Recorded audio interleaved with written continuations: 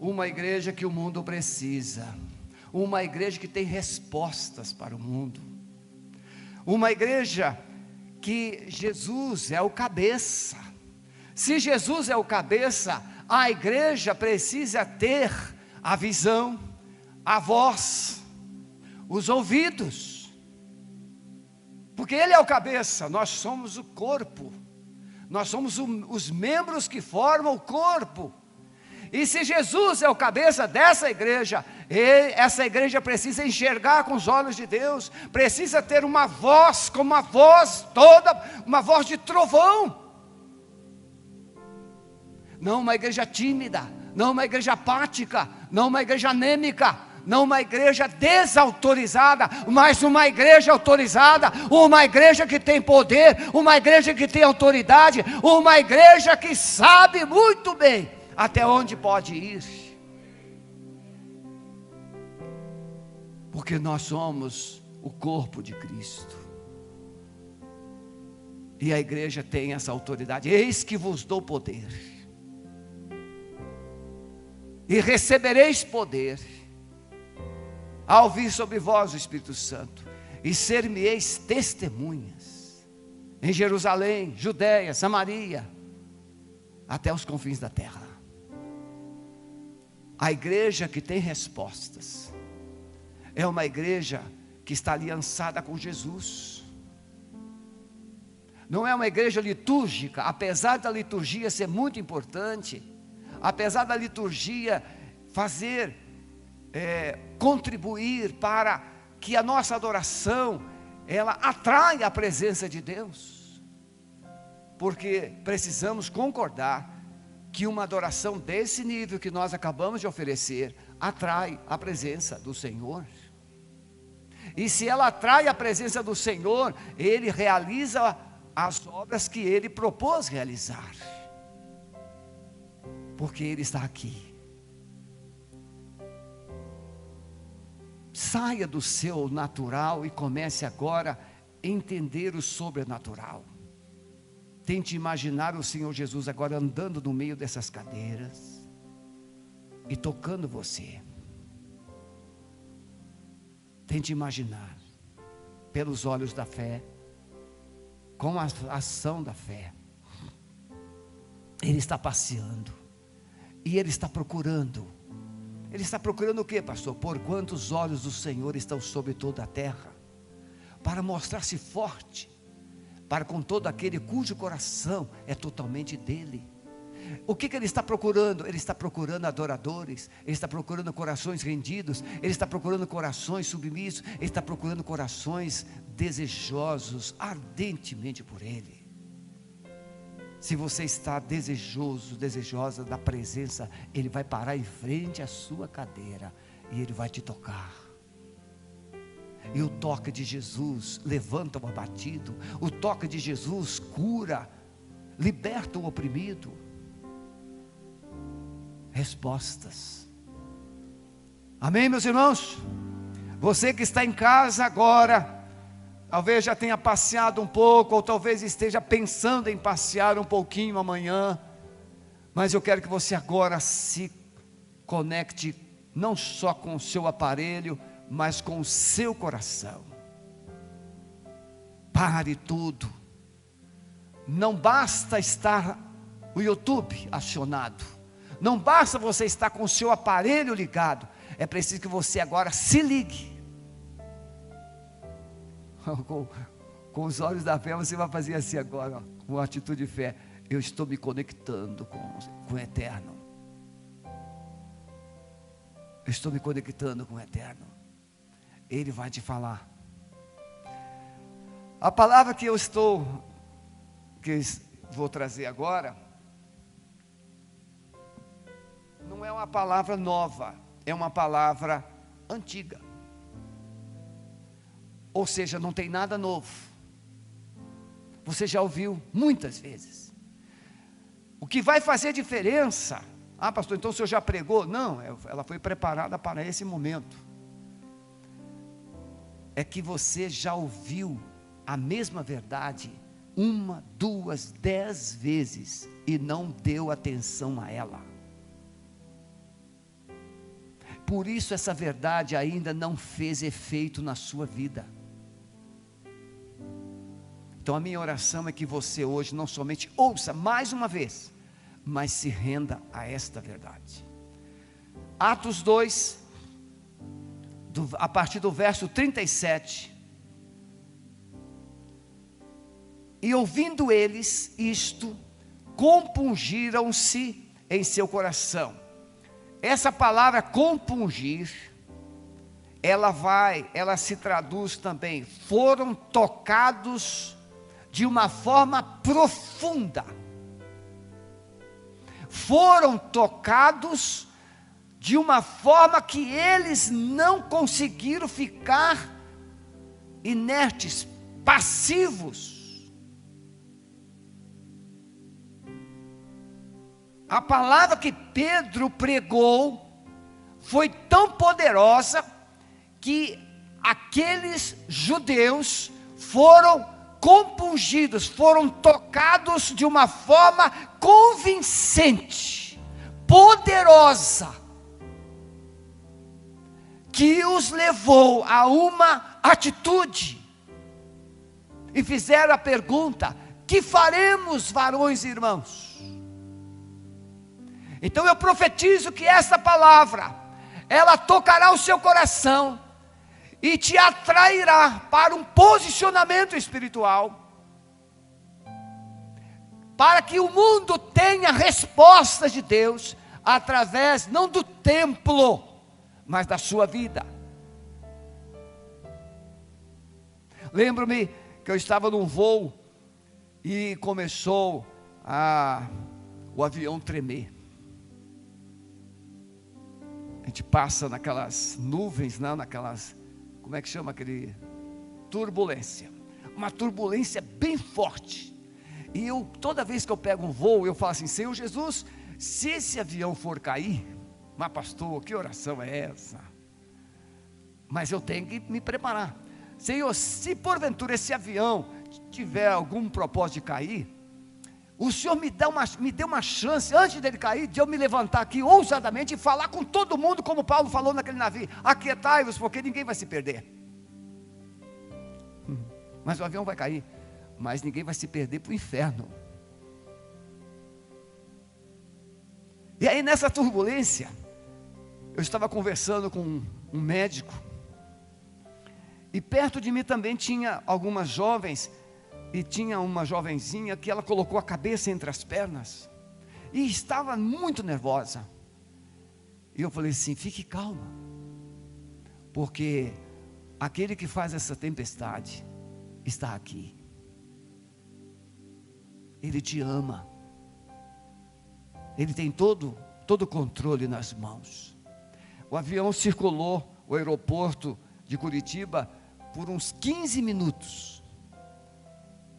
Era um voo que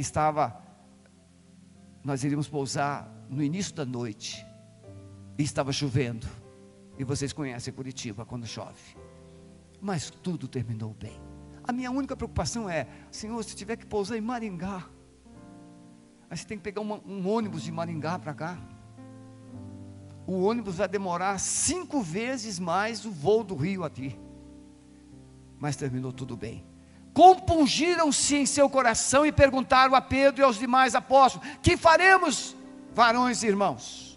E disse-lhes Pedro: arrependei-vos, e cada um de vós seja batizado em nome de Jesus, para perdão dos pecados, e recebereis o dom do Espírito Santo, porque a promessa vos diz respeito a vós, a vossos filhos, e a todos os que estão longe, a tantos quantos Deus nosso Senhor chamar. E com muitas outras palavras isso testificava e os encorajava, dizendo: salvai-vos dessa geração perversa. De sorte que foram batizados os que de bom grado obedeceram a palavra, e naquele dia agregaram-se quase 3.000 almas, e perseveravam na doutrina dos apóstolos, e na comunhão, e no partir do pão, e nas orações, e em toda a alma havia temor, e muitas maravilhas e sinais se faziam pelos apóstolos. E todos os que criam estavam juntos, e tinham tudo em comum, e vendiam as suas propriedades e bens, e repartiam com todos, segundo cada um havia de necessidade. ou de necessidade. E perseverando unânimes todos os dias no templo, e partindo o pão em casa, comiam juntos com alegria e singeleza de coração, louvando a Deus e caindo na graça de todo o povo.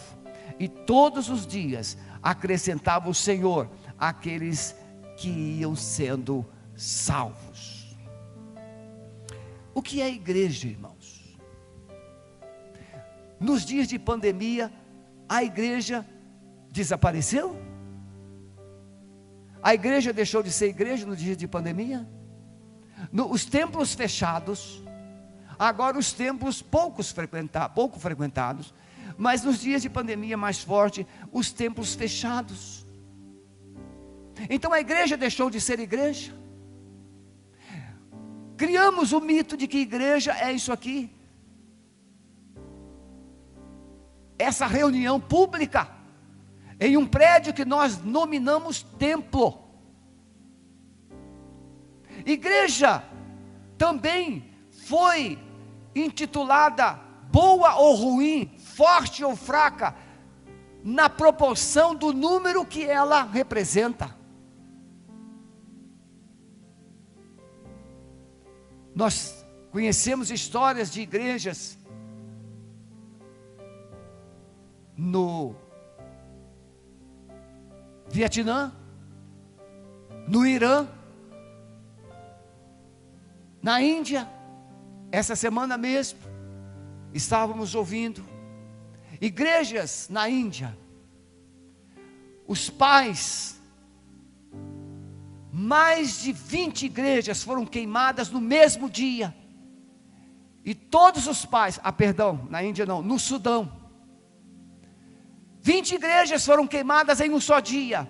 E os pastores todos foram mortos.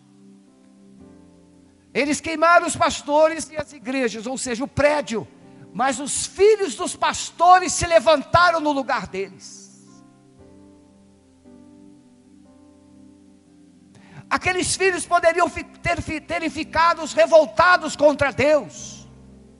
Por quê? Porque Deus deixou que meu pai morresse por esses radicais. Mas aqueles filhos aprenderam o que é a igreja. Igreja é o corpo de Cristo. Igreja é uma voz de Deus na terra. Igreja tem uma unção e uma missão a cumprir. Aqueles filhos foram discipulados com uma proposta de vida, de levar o nome de Jesus a todos os perdidos. Então, quando os pais caíram, os filhos se levantaram. Vamos reconstruir, vamos recomeçar, vamos continuar a missão. Isso é igreja. Nós temos uma igreja que é muito poderosa pelo número de membros. Irmãos, ter muitos membros é muito bom, não tem nada de errado nisso. Mas uma igreja não é avaliada por Deus pelo número. Ela é avaliada pela visão. Ela é avaliada pela unção. Ela é avaliada pelo alcance que ela tem.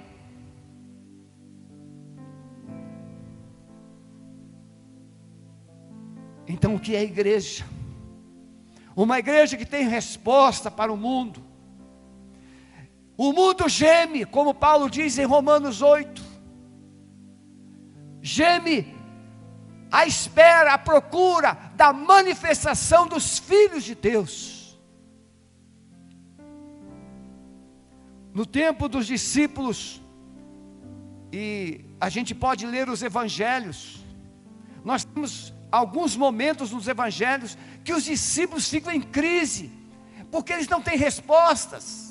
Marcos 9, Jesus está no monte com Pedro, Tiago e João, e os outros discípulos estão lá embaixo, no pé do monte, e chega um pai com um filho endemoniado, e quando Jesus chega, aquele pai diz: eu trouxe o meu filho, mas os teus discípulos não puderam fazer nada. Os discípulos tinham a presença de Jesus junto deles, mas nem sempre eles tinham respostas que o mundo buscava e precisava. porque eles estavam num processo, eles estavam numa caminhada com Jesus, eles estavam crescendo espiritualmente, eles estavam aprendendo a conhecer e a cultivar uma intimidade com Deus. Os discípulos abandonaram Jesus na hora da cruz, todos eles fugiram. Jesus foi morto, Jesus ressuscitou, e a partir daí as coisas começaram a mudar, porque agora eles estavam conhecendo um Jesus glorificado, um Deus poderoso, que não somente venceu o pecado na cruz, venceu a Satanás, mas um Deus que venceu a morte. E os discípulos começaram a entender o que era igreja, o que era seguir a Jesus. Todos os dias eles estavam no templo, a palavra de Deus crescia e se multiplicava, os números dos discípulos foram crescendo. Mas isso tudo, irmãos, somente começou a acontecer quando o Espírito Santo veio. Em João 16, Jesus diz assim: eu vou, mas não vos deixarei órfãos, enviarei o Espírito Santo. E quando ele vier, ele convencerá o mundo do pecado, da justiça e do juízo. A vinda do Espírito Santo tem pelo menos dois propósitos distintos. Primeiro, revestir e capacitar a igreja, dando a essa igreja autoridade e poder. Segundo, dar ao homem pecador a convicção de que ele está perdido. Sabe qual é o maior desafio que a igreja tem hoje? É ser usada por Deus para anunciar um evangelho. É o segundo ponto da nossa palavra, no qual o pecador, o homem se veja pecador perdido. Foi por essa razão que os judeus perguntaram: varões irmãos, o que faremos? E Pedro vai dizer: arrependei-vos e crede, para que sejam apagados os vossos pecados. Então a igreja recebeu uma unção, a igreja recebeu um poder, a igreja recebeu uma autoridade, e agora aqueles discípulos não tinham mais medo, aqueles discípulos agora não fugiam, aqueles discípulos não se intimidavam, aqueles discípulos simplesmente tinham uma visão da missão de Deus, e eles queriam cumpri-la. Milagres, irmãos, os milagres são maravilhosos, mas um milagre não muda a vida, o coração de uma pessoa. O arrependimento muda.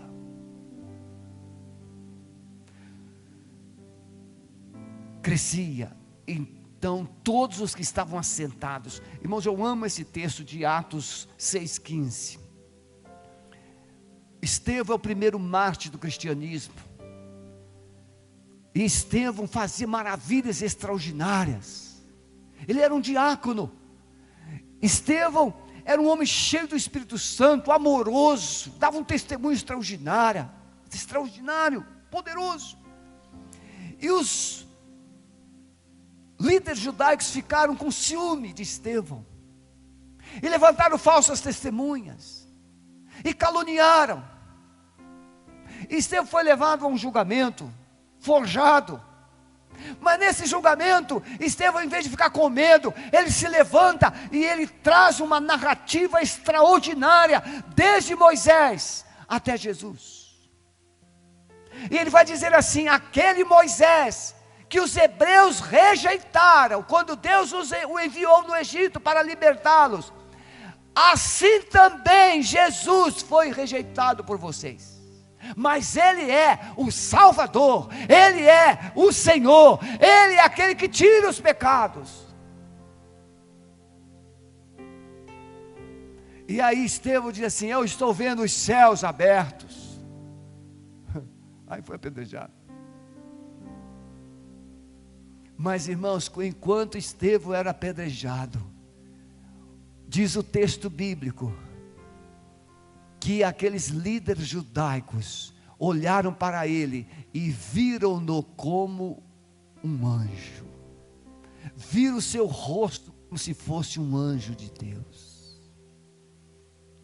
Você já disse isso a respeito de alguém? Olha, ele parecia até um anjo.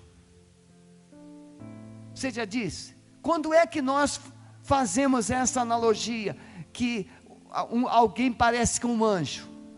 Com um bebê, não é verdade? A gente vê um bebê, e o bebê pode não ser muito virtuoso, mas a mamãe e o papai vai assim, é um anjinho da mamãe. Porque ele é puro, porque é sublime. Hoje, eu fui ali no drive-thru do Kids, e o Weber e a Silvana estavam lá, e depois, olha, quantos meses de neném? 8 meses que nasceu, e a gente não tinha ainda tido um contato pessoal, que logo começou essa situação da pandemia. E aí a Silvana veio, pastor, aí eu peguei, eu falei assim, pastor, ela não é dia assim, ela chora. Aí ela deitou no meu ombro, tiramos fotos, foi uma coisa linda. Então a criança, a gente olha assim, é um anjinho, mas Estevão era um marmanjo. Estevão era um homem mais ou menos ali de uns 45 anos, e aqueles homens cheios de ódio no coração contra ele, mas olharam para ele e viram o seu rosto como o rosto de um anjo. Sabe por quê? Porque o Espírito Santo estava nele. Ele tinha uma voz de anjo, ele tinha uma voz de Deus, ele tinha um olhar de Deus, ele tinha um coração de Deus. E quando odeia alguém que é de Deus, você não pode negar que a sua face brilha como um anjo de Deus. Essa é a igreja que o mundo precisa.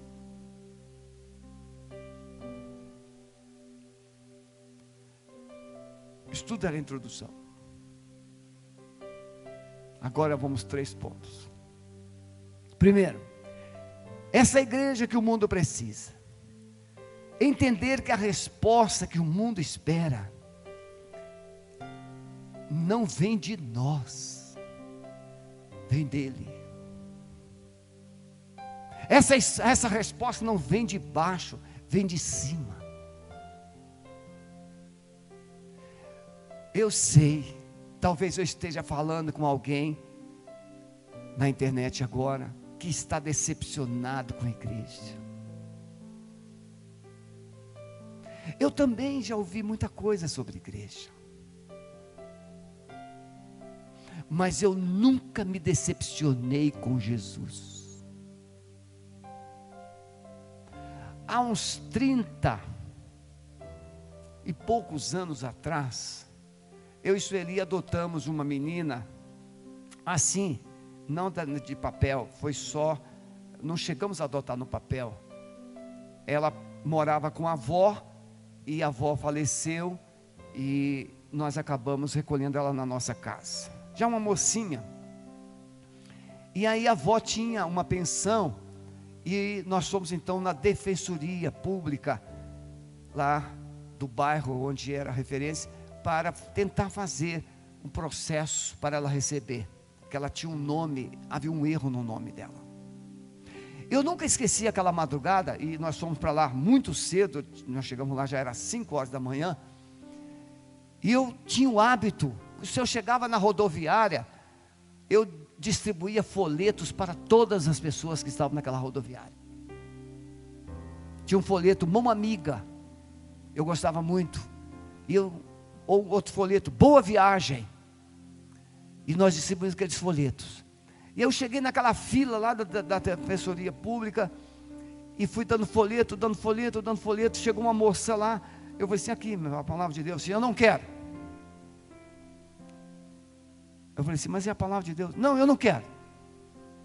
Tá bom, passei, distribuí para todas as pessoas que estavam naquela fila, voltei, e fiquei uma certa distância dela ali, orando. Pensei, Senhor Jesus, ela precisa. De repente ela saiu do lugar e veio até onde eu estava, assim, pode me dar, eu vou aceitar. Eu disse: por que você decidiu aceitar? Por causa da sua reação quando eu rejeitei. A sua reação me convenceu que você está fazendo com amor e não por religiosidade. O mundo precisa de uma igreja que tenha um coração em cada olho. Um mundo que saiba, uma igreja que saiba olhar as pessoas com os olhos de Deus. Mas nós sabemos que nós temos muitas pessoas do lado de fora. O Espírito Santo veio para colocar Deus dentro da igreja. Preste atenção nisso, por favor. O Espírito Santo veio para colocar Deus dentro da igreja. E quando eu falo colocar Deus dentro da igreja, significa dentro dos crentes, porque os crentes é a igreja. Nós somos o corpo de Cristo. Nós somos o sacerdócio real. Nós somos a nação santa. Então, quando o Espírito Santo vem, ele veio para trazer Deus para dentro da igreja. E a pergunta é: por que é que o mundo não encontra Deus na igreja? A culpa é de Deus? Ou é nossa? Deus fez a parte dele. Ele se revelou na pessoa do seu filho. Ele nasceu. Ele foi à cruz e morreu, mas ele ressuscitou, foi assunto aos céus. Ele enviou o Espírito Santo e nos selou como propriedade dele. Nos revestiu de poder e autoridade, como ele diz em Atos 1:8, e recebereis o poder. Mas por que é que o mundo não encontra este Deus poderoso dentro das igrejas? Porque nós tomamos o lugar de Deus. Mas um homem anseia por ver essa glória de Deus, essa presença de Deus. Isaías tinha tido essa experiência quando ele vai no capítulo 6 ao templo, no dia que ele estava de luto. E ele estava muito triste, ele vai ao templo, e chega no templo, ele vê a glória de Deus. E quando ele vê a glória de Deus, ele diz: ai de mim que vou perecendo. Por que é importante a presença de Deus dentro da igreja? Porque quando a igreja revela a presença de Deus, a glória de Deus, o homem tal como cera se rende, se derrete todo diante da sua majestade e pergunta: que faremos? O que é que eu tenho que fazer? O que é que eu tenho que fazer? Isaías vai dizer no finalzinho do seu livro, no capítulo 64: ó, se fendesses os céus e descesses, e os montes se escoassem diante da tua face, como fogo abrasador de fundição, fogo que faz ferver as águas, para fazeres notório o teu nome aos teus adversários, e assim as nações tremessem da tua presença. Quando fazias coisas terríveis que nunca esperávamos, descias e os montes se escoavam diante da tua face, porque desde a antiguidade não se viu, nem com o ouvido se ouviu, nem com olhos se percebeu, um Deus além de ti, que trabalhe em favor daqueles que por Ele esperam. Isaías estava novamente ansiando diante de um povo resistente, de um povo empedernido pelo pecado. Isaías está terminando o seu ministério, mas ele ainda lembrou daquela experiência que ele viu a glória de Deus e ele se arrependeu. Então ele diz: ó, se os céus fendessem e ele voltasse a descer. Irmãos, nós não temos esse negócio de baixar um espírito. Não temos isso. Porque o Espírito já veio. Ele está aqui. O grande desafio é o Espírito ter espaço e voz.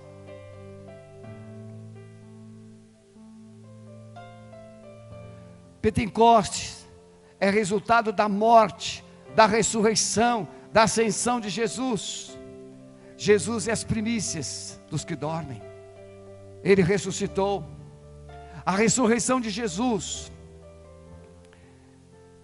3 dias depois da sua morte, Jesus ficou 40 dias no meio dos discípulos. E depois de 40 dias ele é assunto aos céus. E depois de 10 dias da sua ascensão, o Espírito Santo vem. Os discípulos viram Jesus ressuscitado. E os discípulos viram o Espírito Santo se manifestar no Pentecostes. Pentecostes é a descida de Deus por meio do Espírito Santo que habita em nós como igreja, e ele veio para ficar para sempre. Irmãos, o Espírito Santo é como um membro da família que muitas vezes não tem ambiente dentro da própria casa. A família está toda em casa e aquela pessoa está lá no seu quarto, quietinha, triste, porque não é amada, não é respeitada, não é valorizada. Um ambiente sem harmonia. Muitas vezes o Espírito Santo, da mesma forma, ele está dentro de nós, mas a gente não dá atenção para ele. A gente não conversa com ele. A gente não entrega a chave da nossa vida para ele. Tem cidades que entregam a chave para o rei Momo, mas nós não entregamos a chave do nosso coração para Jesus. Somente o Espírito Santo pode captar essa igreja para que se cumpra o maior propósito do homem reconhecer que é pecador. Irmão, Satanás está levantando religiões e mais religiões, para que o homem fique ocupado com liturgias e celebrações, e esqueça de que ele precisa ter um encontro com Deus. Muita gente não sabe nem o que é ser pecador, porque Satanás colocou na mente que ele faz tudo certinho, que ele é inteligente, ele tem um raciocínio bom, ele tem conhecimento. Mas o Espírito Santo, ele é aquele que coloca foco, luz sobre você. E aí, tal qual aquele aparelho que consegue revelar os micro-organismos no seu sangue, que ninguém vê, você só vê aquele sangue vermelho, mas quando aquela lente microscópia, aquela lente poderosa, joga o foco, vê aquele montão de bichinhos se mexendo no seu sangue, vírus, bactérias, e você descobre que não é tão puro quanto imaginava. Você pode pensar que é bom, você pode pensar que está fazendo tudo certo, sabe por quê? Porque você está na escuridão. Você está na escuridão. Na escuridão você pode estar com a roupa manchada, que ninguém vê. Na escuridão você pode estar com as lentes do seu óculos toda engordurada, ninguém vê. E nem você percebe porque você está na escuridão. Mas quando você joga a lente do seu óculos para o foco da luz, você vê aquelas manchas na lente do óculos.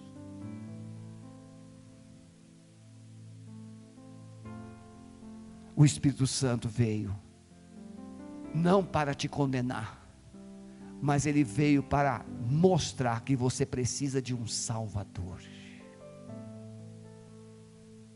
Em segundo lugar, então veja, a igreja que o mundo precisa é uma igreja que o Espírito Santo consegue usar, trabalhar para revelar ao homem que ele é pecador, que ele é perdido, que ele precisa de salvação. Compungidos, tocados, precisam de arrependimento. Segundo lugar, entender que o mundo precisa ouvir a mensagem verdadeira. A igreja que você, que eu, que nós, o mundo precisa, é uma igreja que pregue o verdadeiro evangelho. Porque hoje, nós podemos receber muita aclamação por pregarmos as coisas que as pessoas gostam de ouvir, mas não vão mudar você, não vão transformar seu caráter. Muitos aqui lembram o dia, eu não vou esquecer aquela noite, que o Toninho trouxe o Douglas. O Douglas era um ex-presidiário, um ex-traficante, um ex-tudo. Ex-marido, ex-pai, era um ex-tudo. O Douglas levou uma coça de barra de ferro, que ele ficou todo aleijado, todo quebrado. Ele estava andando ainda igual um robô quando chegou na igreja. O Espírito Santo entrou na vida do Douglas, o convenceu dos pecados, ele se arrependeu, entregou a vida completamente a Jesus, restaurou seu casamento, restaurou sua identidade, restaurou sua família. O Douglas, por incrível que pareça, aquele homem que não conseguia nem andar direito, por falta de equilíbrio, hoje é cabeleireiro. O João Brito, o pastor João Brito, sempre corta o cabelo com ele. O poder do evangelho que transforma é inegociável. Não que a igreja não possa, não deva pregar uma mensagem de consolo, de encorajamento, sim, mas a igreja precisa entender que a mensagem que o mundo precisa é o evangelho. Atos 2, 22, Pedro vai se levantar e ele vai apresentar que Jesus é Deus, é o Filho de Deus que veio para salvar, e por isso ele morreu. Irmãos, como eu disse, se nós tivéssemos milagres, todos os cultos, seria uma maravilha, porque o Espírito Santo está aqui e ele pode e quer fazer milagres todos os dias, todos os cultos. No entanto, o milagre não levará você para o céu, mas o arrependimento sim. Quando você recebe um milagre, você pode até ser levado a uma fé, que Jesus é Deus e é poderoso e pode entregar sua vida a Jesus, sim, mas o evangelho produz o maior milagre. Essa é a obra maior que Jesus diz em João 14, 12, obras maiores farás, ou seja, Jesus, ele não ganhou tantas pessoas para o reino, quando ele pregava, porque ele estava treinando, mas os discípulos, logo na primeira cartada ali, eles ganharam 5.000 almas, Jesus ganhou 500, quando Jesus foi assunto aos céus, tinha 500 discípulos, os discípulos no começo ganharam 5.000, essa é a obra que Jesus disse, obras maiores farás, vocês terão uma autoridade, vocês revelarão o meu poder, e vocês ganharão, vocês influenciarão, vocês irão produzir transformação em muito mais pessoas do que eu, mas no meu nome,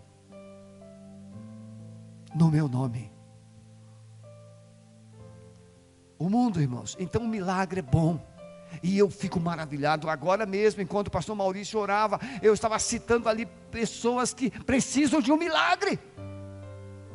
seria hipocrisia se nós ficássemos desprezando os milagres. Não, eu quero e sonho com uma igreja onde os milagres aconteçam em todos os cultos, porque essa é a vontade de Deus. Mas o milagre em si não muda o seu coração. O Evangelho é o poder de Deus que salva, que transforma todo o que crê. O mundo precisa da mensagem que vem do céu. Olha o que o anjo disse quando Jesus estava nascendo. O anjo lhe disse: não temais, eis que vos trago novas de grande alegria, que será para todo o povo, porque na cidade de Davi vos nasceu hoje o Salvador, que é Cristo o Senhor. A mensagem do Evangelho vem para dizer que Jesus é o Salvador, Ele é o prometido de Deus, Ele é o Senhor dos céus e da terra. Cada um precisa ter a sua experiência com Jesus. Não basta ser filho de bom crente, é preciso ser crente pessoal, relacionamento pessoal. Irmãos, eu fico pensando, quem seria eu se não tivesse entregue a vida a Jesus aos 22 para 23 anos? Eu bebia até o bar fechar, eu morava sozinho, devia uma agiota 10 milhões, pagando 15% ao mês. Ninguém precisou dizer para mim que eu não podia fumar, ninguém precisou dizer para mim que eu não podia mais beber, ninguém precisou dizer para mim que eu não podia mais jogar. O Espírito Santo entrou, o Evangelho entrou, e quando o Espírito Santo, o Evangelho entra, uma nova mente nasce dentro de você. Por isso que uma igreja que precisa de regras, é uma igreja ainda sem o verdadeiro Evangelho. Porque a maior regra do mundo, do universo, é o amor. Se o amor de Deus não me constranger a obedecê-lo, eu não mereço o céu. O Evangelho é esse amor. Uma mensagem que vem do céu. Pedro anunciou quem era Jesus. Ele vai dizer em Atos 4,12: em nenhum outro há salvação, porque debaixo do céu nenhum outro nome fora dado entre os homens pelo qual devamos ser salvos. Irmãos, Pedro estava dizendo para um público, o Sinédrio, que havia crucificado a Jesus. E Pedro está dizendo: vocês o crucificaram, mas nenhum outro nome fora dado entre os homens debaixo do céu que possa salvar vocês. Jesus é o único Salvador. Os gnósticos diziam que a salvação vem pelo conhecimento, mas a Bíblia diz que a salvação vem pelo nome de Jesus. Ele é o Salvador. Pedro anunciou quem era Jesus, o Filho de Deus, o Todo-Poderoso, o Criador, o Sustentador dos céus e da terra. Pedro anunciou a autoridade de Jesus. Homens israelitas, escutai as minhas palavras. A Jesus Nazareno, homem aprovado por Deus entre vós com maravilhas, prodígios e sinais, que Deus por ele fez por meio de vós, como vós mesmos sabeis. Você pode negar a Jesus, mas você sabe que Ele é o que a Bíblia diz que é. Negar é conveniência. Eu estou conversando com um jornalista lá no parque, nas minhas caminhadas, e ele diz ateu. Ele se diz ateu. Não, pastor, eu sou ateu, tal. Eu falei assim, então, eu contei para ele algumas experiências, deixa eu fazer uma oração por você. Não. E não quis deixar orar. Sabe por quê? Porque se ele receber a oração, o Espírito Santo vai entrar dentro dele e vai virá-lo do avesso e vai quebrar aqueles demônios que estão cegando o seu entendimento.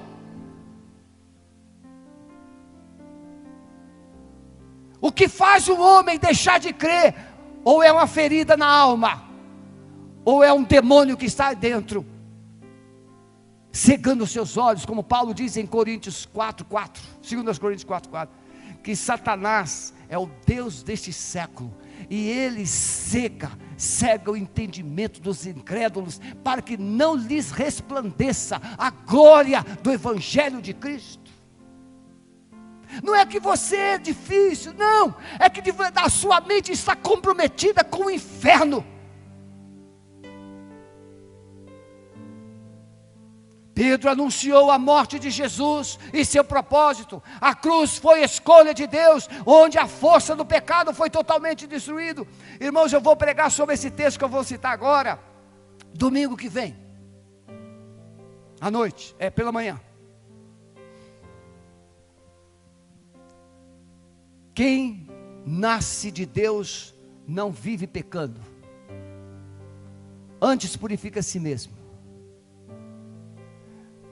João diz que aquele que nasce de Deus, quem comete pecado é do diabo, porque o diabo peca desde o princípio, mas para isso se manifestou o Filho de Deus, Jesus, para destruir as obras do diabo. A igreja não tem autoridade por si mesma de destruir as obras do diabo, mas Jesus tem, e Jesus deu essa autoridade à igreja. Eis que dou poder e autoridade para pisar serpentes e escorpiões, e toda a força do inimigo, e nada vos fará dano algum. A igreja tem autoridade, e o mundo precisa ver essa autoridade na vida da igreja. Vocês não têm noção do que eu e Sueli passamos no nosso primeiro pastorado de 11 anos. Nós éramos chamados meia-noite, 2 horas da manhã, para socorrer famílias com pessoas endemoniadas dentro de casa. Uma vez fui chamado a uma casa que o marido chegou, ficou endemoniado e pegou o bebê recém-nascido no colo. E o diácono foi correndo lá em casa me chamar: pastor, ele está endemoniado, ele pegou o bebê, pastor, ele vai matar o bebê. Eu disse: não vai não. Fomos para lá. E quando eu olhei aquela cena, a mulher chorando no canto com a filha de mais idade. E aí eu falei assim: Espírito Santo, como é que eu faço? E de repente me veio uma inspiração. Vocês sabem que eu gosto de cantar, né? E aí eu comecei: já refúgio a glória eterna de Jesus, o Rei dos Reis. Breve os reinos deste mundo seguirão mais suas leis. Os sinais da sua vinda mais se mostram cada vez. Vencendo, vem Jesus. Glória, glória, aleluia. Glória, glória, aleluia. Glória, glória, aleluia. Vencendo, vem Jesus. Quando terminei de cantar essa estrofe, o endemoniado foi lá e entregou o bebê no colo da mamãe, e sentou na cadeira e ficou quietinho. Quando você adora, Deus manda os anjos, porque Ele não anda sozinho, Ele é rei, rei não anda sozinho. Vem o séquito de glória, vem de poder, e os anjos entraram, tomaram conta daquela casa, e aqueles demônios foram totalmente imobilizados, e aquele homem ficou sentadinho.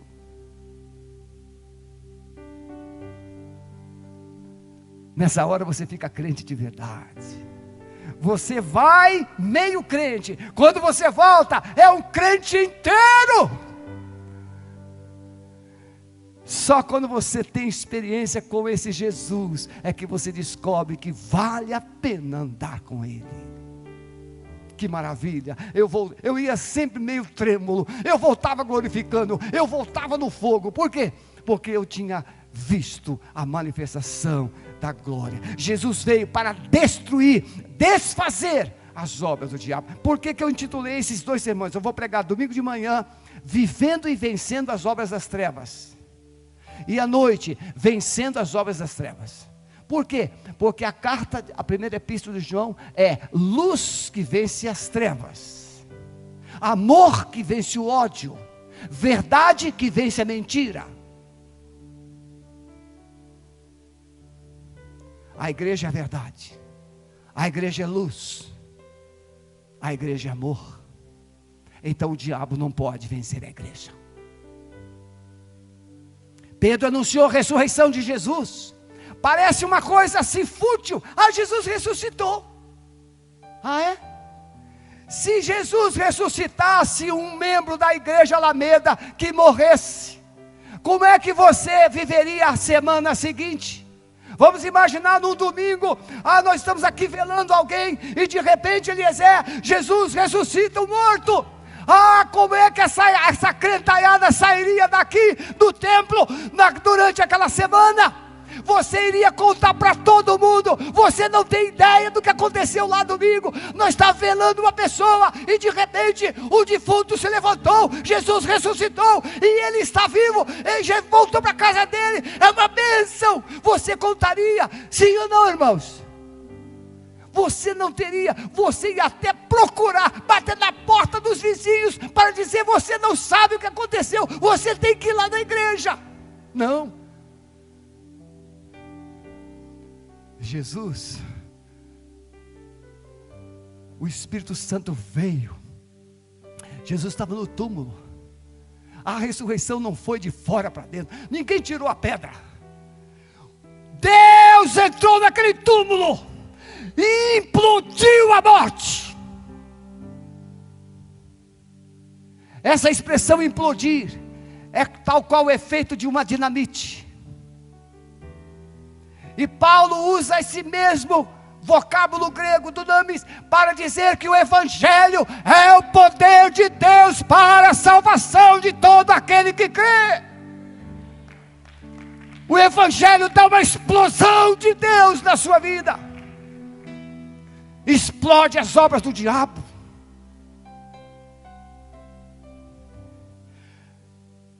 Nos tempos antigos, não tinha dinamite. Tinha nitroglicerina. E eles usavam a nitroglicerina para explodir as pedras. Mas ela era muito perigosa.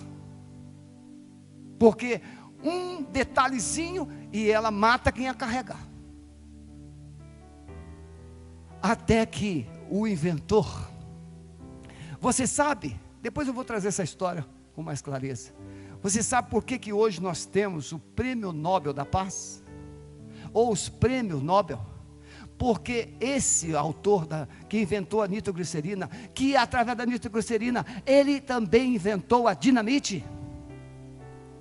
E ele colocou o nome, ele estava carregando barris de nitroglicerina, e ela começou a pingar, só que ele colocou pó de serra de madeira, para proteger dos salavancos da carroça.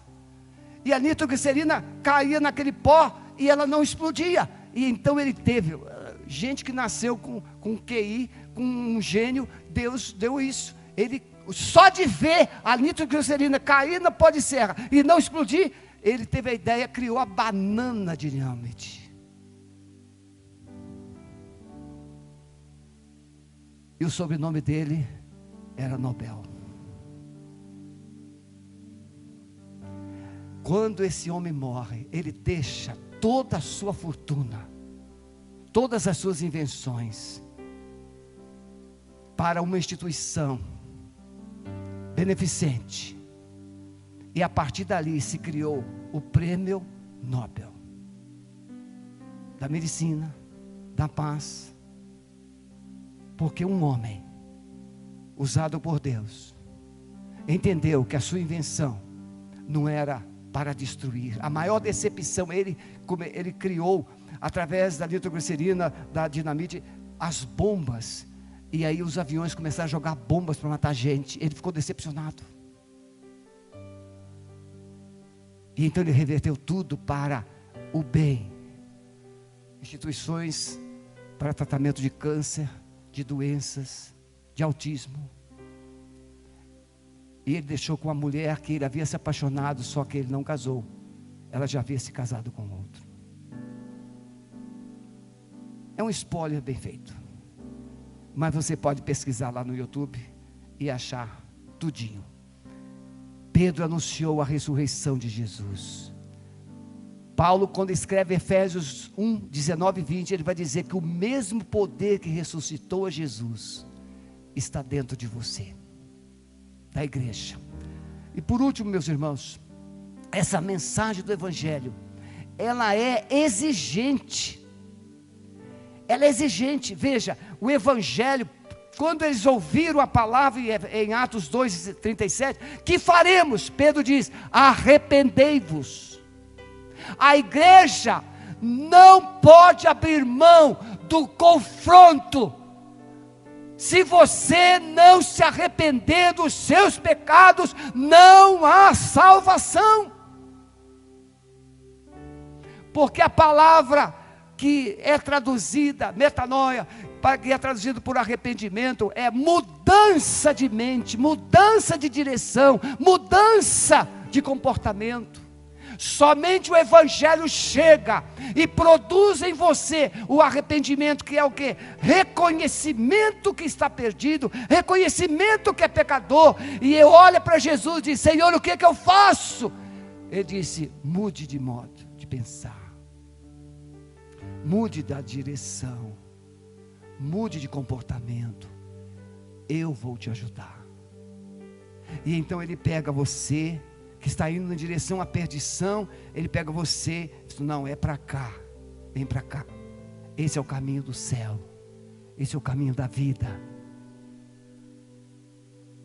O verdadeiro evangelho exige que haja arrependimento, reconhecimento de que você é pecador. Não há salvação sem a mensagem da cruz, não há salvação sem convicção de pecados. Davi, o grande homem Davi, homem segundo o coração de Deus, ele diz: contra ti somente pequei e fiz o que os teus olhos parecem mal. Cria em mim, ó Deus, um coração puro, renova em mim um espírito reto. O apóstolo Paulo, ele vai dizer: miserável homem que eu sou, quem me livrará do corpo desta morte? A Bíblia diz que todos pecaram, nenhum, não há um justo sequer. Romanos 3:10, não há um justo sequer, todos pecaram. A mensagem do evangelho é para todos. Pastor, mas eu acho que Deus não se importa comigo não, sabe? Porque eu estou assim, minha vida, acho que Deus não tem plano para mim. Tem.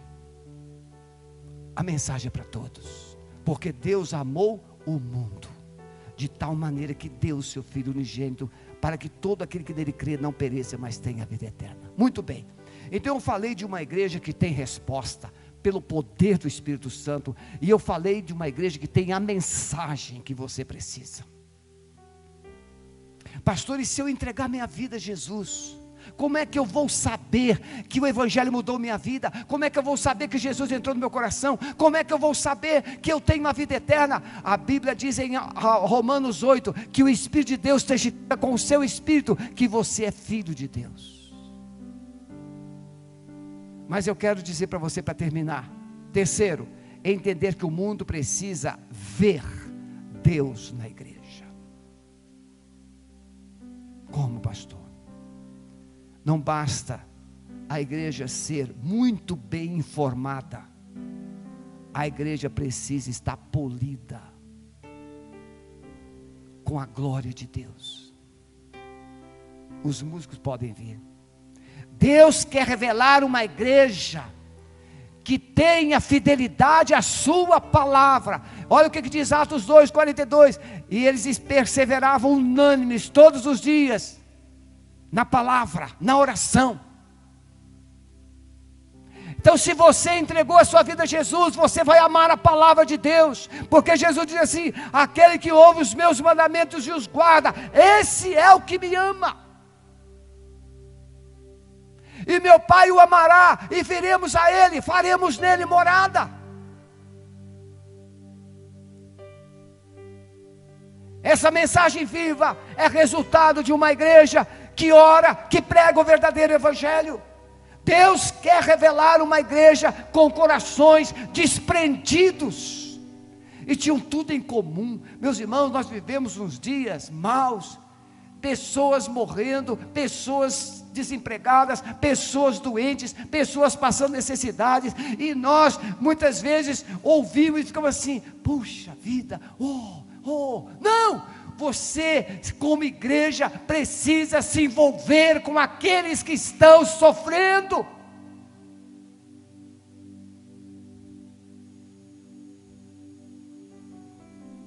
Meus irmãos, não dá para a gente viver como se fossem os únicos amados por Deus.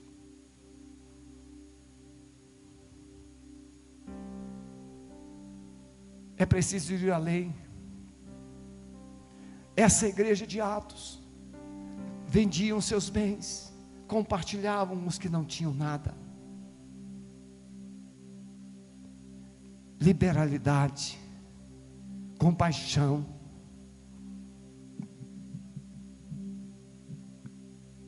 Uma igreja que faz isso que nós fizemos aqui, essa adoração. Não é maravilhoso isso, irmãos? Essa adoração impactante, é maravilhoso.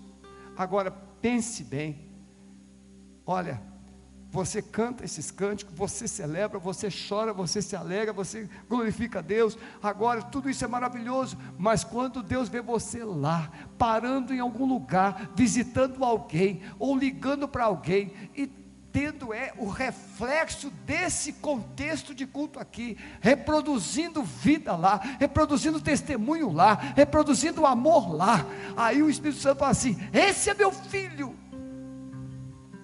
E o mundo não resistirá a uma igreja que tenha o brilho de Deus, não resistirá.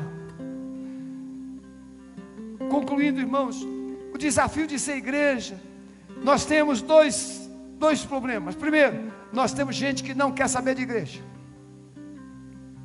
Nós temos gente que não quer saber dos crentes da igreja. Mas nós temos um terceiro que precisa da resposta da igreja. Tem gente que diz assim para mim: pastor, eu vivo melhor do que o crente que está lá na sua igreja. E muitos estão certos. Só que eu digo para eles: aquela pessoa que está lá na igreja, que você diz que não vive direito, ele não morreu na cruz para te salvar, mas Jesus morreu. E a igreja é de Cristo, e não daquele cristão que não vive Cristo. Então eu quero desafiar você que está me ouvindo pela internet, e vocês que estão aqui. Vamos parar de dar motivos ou desculpas, e vamos considerar: eu sou um pecador, e como pecador eu estou perdido. Como pecador eu preciso de arrependimento, eu preciso de salvação, eu preciso de Deus. E Jesus é o Deus poderoso que veio até você. E Ele está agora falando ao seu coração e tocando no seu coração, te convidando a uma rendição, a uma entrega incondicional. Vamos ficar em pé, vamos adorar o Senhor. Eu quero primeiro me dirigir a quem está conectado conosco. Você ouviu essa palavra sobre quem é a igreja, a autoridade que ela tem. Você ouviu essa palavra que fala da mensagem que essa igreja prega. É a mensagem da cruz, é a mensagem do arrependimento, é a mensagem da confissão dos pecados, é a mensagem da salvação. E você ouviu também que uma vez aceitando essa mensagem, você reproduzirá uma vida diferente, de adoração, de liberalidade, de amor à palavra, de amor às pessoas. Esse é o verdadeiro evangelho. O que você vai fazer com essa palavra? Você vai ouvir e guardar, ou vai tomar uma decisão de convidar a Jesus para entrar no seu coração, perdoar os seus pecados e te dar a certeza da vida eterna? Se você nessa noite está recebendo essa palavra no YouTube, e você quer realmente entregar a sua vida a Jesus, quer ter a esperança da vida eterna, quer ser salvo nessa noite, coloque no chat: eu quero a salvação de Jesus, e Ele vai entrar no seu coração. E aqui, você que está aqui presente, o Espírito Santo falou com você. Ele é Deus. Você precisa render-se a Jesus. Você gostaria de entregar sua vida a Jesus hoje e receber dele o perdão e a salvação da sua vida? Erga sua mão, eu quero orar por você. Há alguém? Deus abençoe. Pode baixar sua mão. Há mais alguém? Deus abençoe. Há mais alguém aqui? Deus abençoe. Há alguém mais? Deus abençoe. Glória a Jesus. Ele está aqui, mas você que faz a escolha. Última oportunidade. Há mais alguém que gostaria de entregar sua vida a Jesus?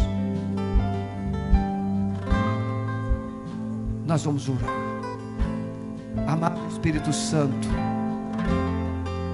o Senhor está aqui, e cada pessoa conectada ou presente aqui neste culto entendeu? E cada uma está fazendo a sua decisão. Eu quero orar por essas pessoas que levantaram as mãos, entregando as suas vidas ao Senhor. Abençoa, Senhor, confirma, quebra todo jugo, toda mentira, e sela para a vida eterna. Eu quero orar por aquela pessoa que está nos acompanhando pela internet. Senhor, em nome de Jesus, ela vai ligar para a igreja, ela vai buscar ajuda, e a tua igreja terá prazer em acompanhá-la e protegê-la, para que ela também tenha essa caminhada com o Senhor. Nós a abençoamos em nome de Jesus.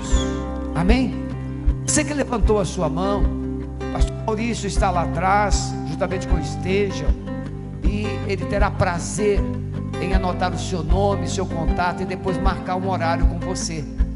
Ele vai te acompanhar, vai te ajudar com todo o coração, tá bom? Pode sentar um minutinho. Deus te abençoe em nome de Jesus.